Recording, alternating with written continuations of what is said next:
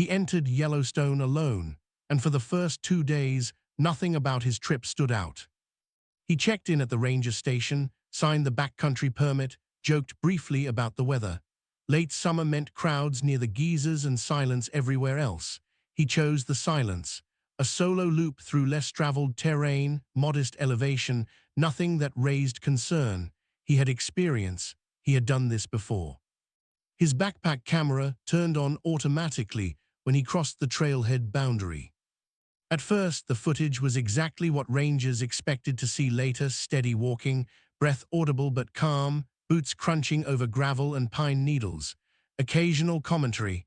He talked to himself the way people do when they think no one will hear it. Not nervous, not rushed, just present. The first night passed without incident. The second day, the recordings changed. Not dramatically, no sudden panic, no screams, just small shifts that only made sense in hindsight, longer pauses between steps, the sound of him stopping more often. Once, the camera captured him standing very still, staring at something off-frame for almost a full minute without speaking. When his family didn't hear from him that evening, they assumed spotty reception. Yellowstone swallowed signals easily. It wasn't until the third day, when he missed a scheduled check-in and didn't exit the trail, that concern hardened into something else. Rangers began with procedure. They traced his permit route, estimated his pace, calculated likely campsites. Search teams fanned out in widening arcs, moving methodically, expecting to find a twisted ankle, a turned-around hiker, a tired man who misjudged distance. This wasn't uncommon. What they found instead was his backpack. It sat upright near a bend in the trail, leaning gently against a fallen log as if placed there. Not torn, not scattered. The straps were unbuckled, the top compartment open. Inside were supplies he would never have abandoned: food, extra layers, emergency gear. And the camera. Still recording. The battery indicator blinked red, minutes from dying. The lens pointed outward, capturing the slow movement of grass in the wind, the distant hiss of thermal steam somewhere nearby. No one was in frame. The last audible sound was his breathing. Not panicked. Measured. As if he was standing close to the camera, watching something the lens couldn't see. Rangers shut the device off only after confirming it had captured everything it could. Later, when they reviewed the footage, they noticed something no one had caught in the field. The camera hadn't been dropped. It had been set down. Carefully. And whatever he'd been looking at, he'd wanted it recorded. The footage was reviewed in silence. Not the kind of silence filled with tension or anticipation, but the kind that settles when no one wants to be the first to name what they're seeing. Rangers, investigators, a technical specialist brought in to verify the integrity of the recording. No edits, no glitches, no gaps. The timestamps flowed cleanly from start to finish. The second day's footage showed him slowing down. He spoke less. When he did, his voice was lower, thoughtful, as if he were narrating for someone specific rather than talking to himself. At one point, he mentioned the quiet, not admiring it, questioning it. He noted how even the birds seemed distant, how the wind came and went without pattern. Then came the pauses. Several times he stopped walking entirely. The camera would tilt slightly as his posture shifted, then remain fixed on a stretch of trees or an empty trail ahead. No visible movement, no figures, but his breathing changed, not faster, just deliberate, controlled in a way people only manage when they're trying not to react. Once barely audible, he said, "That's strange." He didn't explain what he meant. Search teams expanded the perimeter. Thermal drones swept the area at dawn and dusk. Dogs were brought in, then rotated out when their behavior became erratic, pulling in conflicting directions, circling, losing the scent abruptly near geothermal features where the ground itself erased trails. Officials leaned toward a familiar explanation. Disorientation, thermal vents, hidden fissures. Yellowstone was not a forgiving environment. People underestimated it all the time. But the backpack complicated everything. It hadn't been abandoned in panic. No torn straps, no scattered contents. His boots were gone, his jacket was gone. His phone, according to later analysis, had been powered off intentionally several hours before the last recording. The final clip played again. The camera rested low, angled upwards slightly. Grass swayed at the edge of the frame. Steam drifted intermittently across the background. His breathing was close, closer than before. Then footsteps, not retreating, not running. Approaching. He leaned down once, briefly blocking the lens with his arm as he adjusted the pack. The motion was careful, almost respectful, the kind of movement you make when you don't want to startle something. Then he stepped out of frame. For nearly 4 minutes, the camera recorded nothing but ambient sound. Wind, steam, distant water. His breathing faded, then stopped entirely. Not abruptly. Just gone. There was no scream, no struggle, no final word. The battery died shortly after. Investigators replayed that segment more times than they could count, slowing it down, isolating audio, scanning for movement in the background. They found nothing definitive. No shadow crossing the frame, no figure reflected in the lens, no sound that clearly didn't belong. What unsettled them most wasn't what was present. It was what wasn't. No sign of urgency, no indication he believed he was in danger. Whatever drew him forward hadn't felt like a threat, at least not immediately. Yellowstone had taken people before, but it had never taken someone like this. The search shifted tone after that. What began as a rescue became something closer to containment, not because officials believed he was dangerous, but because they no longer understood the environment he'd moved into. Yellowstone was familiar territory to rangers, but familiarity depends on patterns, and his behavior had broken them. They mapped every geothermal feature within a 5-mile radius of the backpack: thermal pools, steam vents, thin crusts of earth that could give way without warning. On paper, the explanation wrote itself: a misstep, a collapse, an unrecoverable fall into heat and depth. But the footage resisted that conclusion. There was no heat distortion near the camera, no sulfur haze thick enough to disorient, no frantic course correction. He hadn't been walking like someone who felt unsafe. He'd been walking like someone who felt compelled. One ranger, a veteran of 2 decades in the park, pointed out something subtle during a review session. In the final hour of recording, the man stopped checking his map, not once. He no longer adjusted his direction or confirmed landmarks. He followed something with certainty, the kind you only have when you believe you know where you're going. When they checked the GPS data recovered from the camera, it showed a deviation. Not random, intentional. He had veered off his permitted route and moved toward an area with no official trails, no signage, no reason to be there unless you already knew it existed. The terrain ahead wasn't dramatic or dangerous looking. No cliffs, no deep ravines, just rolling ground broken by steam vents and clusters of lodgepole pine. A place easy to overlook. Teams searched it inch by inch.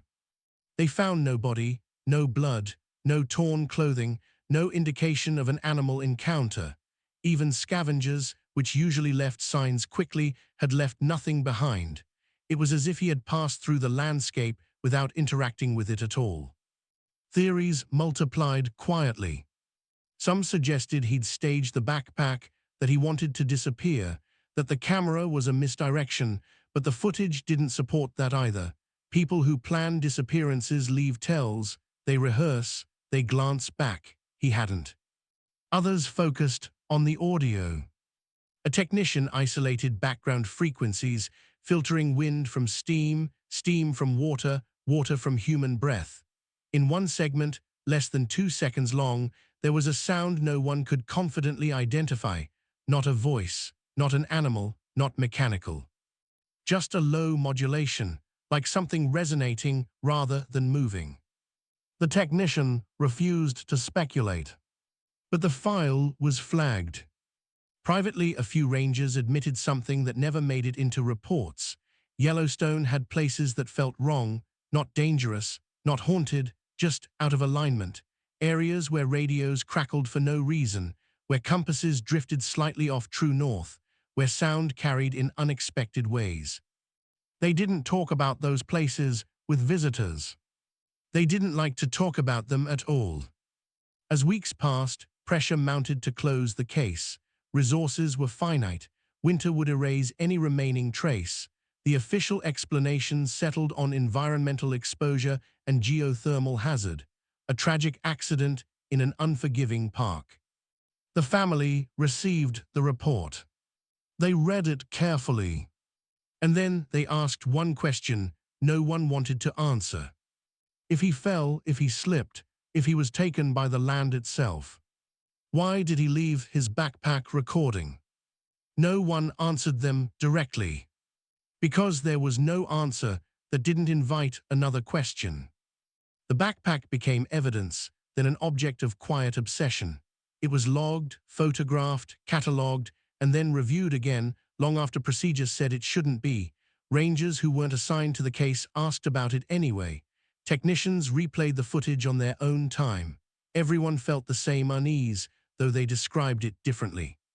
The man hadn't behaved like someone lost. He hadn't behaved like someone fleeing. He had behaved like someone responding. One investigator noticed something else while rewatching the final hour at half speed. The camera angle changed slightly just before he set the pack down, not a stumble, not a slip, a deliberate lowering, as if he wanted the lens positioned correctly, as if framing mattered. That detail never made it into the official file. Neither did the ranger's note about the ground. The soil around the backpack showed minimal disturbance, no deep footprints leading away, no signs of a fall, just impressions that suggested he'd stood there for some time before moving on, waiting, perhaps listening. The family asked for the footage. They were denied at first, then partially approved, then delayed. When they finally received a copy, it was edited, no raw audio, no uncompressed frames, enough to show him alive, not enough to explain why he was. They watched it anyway. His sister noticed something no one else had pointed out. In the final moments before he stepped out of frame, his shoulders relaxed, just slightly. The tension she'd known all her life, the tightness he carried when he was unsure, was gone. "He looks calm," she said. No one contradicted her. As autumn gave way to winter, snow covered the area where he vanished. Search operations were formally suspended. Signs were posted. The trail reopened. Visitors returned, unaware that anything unresolved lay beneath their feet. Yellowstone did what it always did. It absorbed the story. Years later, hikers would report small things: a trail camera glitching near geothermal fields, a faint sound like breathing caught on wind recordings, a backpack-shaped silhouette spotted from a distance that vanished when approached. Each report was logged, explained, dismissed. The park had learned how to contain narratives. The family learned how to live with absence that had no shape, no grave, no final certainty, just a man who walked into a place older than explanation and didn't come back. Sometimes his sister replayed the last clean frame from the recording, the moment just before he stepped away, the grass moving, the steam drifting, the camera waiting patiently for something to return to it. She wondered, not for the first time, whether the recording hadn't been meant as evidence of danger, but as proof of encounter. Proof that something had been there with him. Something that didn't need to be seen to be followed. And somewhere in Yellowstone, long after the battery died and the file ended, whatever had drawn him forward remained. Unrecorded. Unclaimed. Still waiting. The case was officially closed the following spring. The language was careful, engineered to withstand scrutiny, probable cause, environmental hazards, no evidence of foul play. Yellowstone National Park was cited not as an antagonist, but as a setting, vast, complex, and ultimately indifferent. The conclusion offered certainty on paper, even if none existed in reality. For the family, closure never arrived. They boxed his belongings from home, not knowing which items were memorial and which were merely abandoned. His boots sat by the door for months before anyone could bring themselves to move them. His sister kept his voicemail greeting saved on her phone, unable to delete a voice that still sounded alive. What unsettled her most wasn't that he was gone. It was that he hadn't seemed afraid to leave. She replayed the footage more times than she admitted to anyone. Not the ending, she couldn't watch that anymore, but the earlier moments when he spoke casually to the camera, commenting on the trail, the light, the silence. There was a shift she couldn't explain, a moment where his attention turned outward, away from himself, as if something else had begun carrying the weight of the experience for him. She wondered if he had felt chosen. Not in a mystical sense, she didn't believe in that, but in the way people sometimes feel summoned by a thought they can't ignore. The way an idea can grow louder the more you resist it, until it feels less like a choice and more like a correction. Years later, a ranger transferred out of Yellowstone and spoke privately to a journalist he trusted. Off the record, he said, the park had more cases like this than the public realized. Not disappearances exactly, but near misses. Hikers who changed direction without knowing why. People who stopped short of places they later couldn't explain avoiding. Moments where instinct intervened without permission. Most listened to it. Some didn't. He said the land didn't hunt. It didn't lure. It didn't need to. It simply existed on a scale that occasionally overrode human intention. When that happened, the results looked unnatural only because people expected nature to behave politely. The journalist never published the quote. It sounded too much like belief. The backpack was eventually returned to the family, empty now, silent. The camera had long since been wiped and repurposed. Its recordings lived only on secured servers, classified as closed-case material no one would revisit unless something new emerged. Nothing ever did. On the anniversary of his disappearance, his sister visited a local park near her home. Not Yellowstone, just a strip of green with walking paths and children playing. She sat on a bench and watched people pass, couples arguing quietly, runners lost in rhythm, a man adjusting the straps of his own backpack before heading down a trail that looped back to where it began. She realized then that most journeys ended where they started. Some didn't. And the difference wasn't always danger. Sometimes it was attention. She stood, shouldered her coat, and walked home. The question she carried with her had softened over time, losing its edge but not its presence. Not what happened to him, but why he had been willing to follow whatever called him forward. Yellowstone remained open. The trails remained marked. And somewhere beyond signage and maps, the land continued doing what it had always done, existing without explanation, waiting for the rare moment when someone listened too closely. And didn't turn back. Understood. Same tone, same restraint. This is part 6, an epilogue, not a reversal. Years after the file was archived, a new ranger found himself assigned to the same sector. He was younger than most, still careful with procedure, still respectful of rules that others followed out of habit rather than belief. During his first season, he reviewed old cases the way rookies do, not out of suspicion, but out of a need to understand the ground he was responsible for. The backpack case stood out, not because of what was missing, but because of how little noise surrounded it. No controversy, no lingering investigation, just a quiet acceptance that something had gone wrong in a place where things often did. The official explanation satisfied policy, if not curiosity. One evening near dusk, while checking a thermal monitoring station not far from where the backpack had been found, his radio crackled. Not static. Breathing. He stopped walking. The sound lasted less than a second before the channel cleared. When he checked the log, there was no corresponding transmission, no open mic, no equipment malfunction reported in the area. He told no one. Later that season, a hiker reported something odd, not frightening, just strange.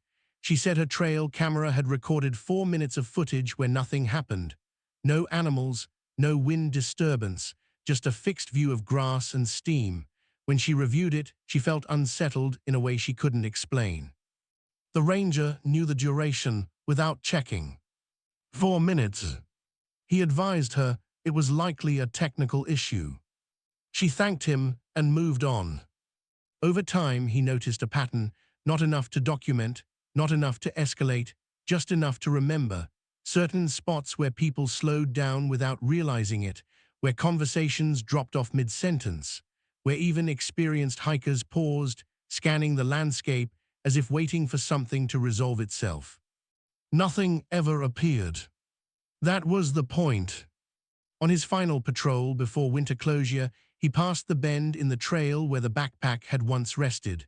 Snow had smoothed the ground into something almost featureless. The place looked harmless, empty, ordinary. He stood there longer than necessary. For a moment, he understood the temptation. Not to vanish, not to leave his life behind, but to listen, to give attention to something vast enough not to need it and old enough not to care. He stepped away. That choice, he would later realize, was the only difference between a story that ended and one that didn't. Yellowstone remained what it had always been. Not dangerous, not inviting, just present. And every once in a while, when the conditions were right, it reminded someone that attention is a force, and not everything that answers it intends to give you back. The second winter came early that year. Snow closed sections of the park weeks ahead of schedule, pushing visitors out and leaving the interior to rangers, wildlife, and the low mechanical sounds of infrastructure doing its quiet work. With fewer people around, Yellowstone felt different, not emptier, but less filtered. Sounds carried farther. Silences felt more deliberate. The young ranger stayed on through the season. He didn't tell anyone why he volunteered for extra patrols near the old sector. He told himself it was coincidence, professional curiosity, familiarity, the kind of reasoning people use when they don't want to examine the alternative. One night during a routine systems check, he accessed archived sensor data tied to geothermal monitoring. He wasn't looking for anything specific, just patterns, variance, normal fluctuations. What he found instead was a recurring anomaly, brief, irregular drops in ambient sound readings near certain vents. Not spikes, absences. Moments where recorded noise flattened as if the environment itself had inhaled and held still. The timestamps matched no weather events, no animal migrations, no equipment failures. The intervals weren't regular enough to chart, but they were consistent enough to notice. 4 minutes. Sometimes less, never more. He closed the file without saving a copy. That spring, a group of hikers reported feeling disoriented along a well-marked trail. Not lost, just unsure. They described the sensation the same way, independently, like walking past a conversation and suddenly realizing it had been meant for them. None could explain why they'd stopped when they did. None had gone farther. The ranger marked the report as non-actionable. At home, he dreamed of the footage he had never seen, the last moments of the recording that policy said were unremarkable. In the dream, the camera wasn't watching the landscape. It was being watched. He woke with the certainty that whatever had happened hadn't required violence, or pursuit, or force. It had required only attention, sustained, unbroken willing. That realization unsettled him more than any imagined threat. Because attention, once given, changes the giver. By the time his transfer request was approved, he had made peace with something he couldn't name. He packed his things without ceremony. No souvenirs, no photographs, just the quiet understanding that some places don't need witnesses, they need restraint. On his last day, he walked the trail one final time, stopped where the backpack had been found. let the silence settle. He didn't wait for anything to happen. Nothing did. And that somehow felt like success. Long after he left, the park remained. Trails reopened, signs were replaced, new rangers learned old routes. Visitors passed through, attentive only to what they expected to see. The land offered no explanations, no confirmations, no warnings. Only presence. And every so often, rarely, quietly, someone felt the urge to stop, to listen, to follow something that had no shape and no name. Most kept walking. Those were the ones who returned. The park never marked the spot. No plaque, no sign, no cautionary note added to trail maps. Yellowstone had learned long ago that naming a place gave it weight, and weight invited attention. Instead, the ground where the backpack had rested was allowed to dissolve back into anonymity, shaped by snowmelt, trampled by animals, softened by time. For most visitors, nothing there felt unusual. They walked past it without slowing, phones raised, conversations overlapping, attention divided between screens and scenery. They felt awe maybe, respect sometimes, but not the pull. The pull was selective. Years later, a graduate student researching environmental acoustics requested access to historical sound data from national parks. The request was routine, academic, forgettable. Yellowstone granted partial access, clean datasets, stripped of anomalies. But one file slipped through. 4 minutes of near-total silence. Not muted, not corrupted, just absent. When she listened to it through studio headphones, she felt an unexpected pressure behind her eyes, like standing at altitude too long. She couldn't explain why. She labeled the file incorrectly, archived it, and moved on. The sensation faded within hours. She never connected it to anything else. The family stopped waiting for answers. Grief, when stretched over enough years, loses its sharpness. It becomes something you carry rather than something that carries you. His sister still hiked sometimes. Not alone. Never alone. She noticed she avoided places where sound behaved strangely, valleys where echoes lingered too long, fields where wind seemed delayed. She didn't know why. She trusted it anyway. As for the footage, it remained sealed. Not because it was dangerous, but because it resisted interpretation. It didn't show a crime. It didn't show fear. It showed a man responding to something that left no physical trace, and systems built on evidence had no way to process that. Yellowstone continued to exist on its own terms. Geysers erupted, forests burned and regrew, animals migrated without regard for human stories layered thinly over their paths. The land neither remembered nor forgot. It didn't need to. And somewhere beyond the edges of language and data, whatever had drawn that man forward still remained, not waiting, not calling, simply present, as it had always been. Occasionally, someone felt it. A hesitation. A quiet correction in their steps. A moment where listening felt more important than moving. Most people dismissed it. A few turned back. And very rarely, so rarely it never formed a pattern, someone paused long enough to feel the invitation clearly and chose not to answer. Those were the ones who went home and never knew how close they'd come to leaving the trail without ever meaning to.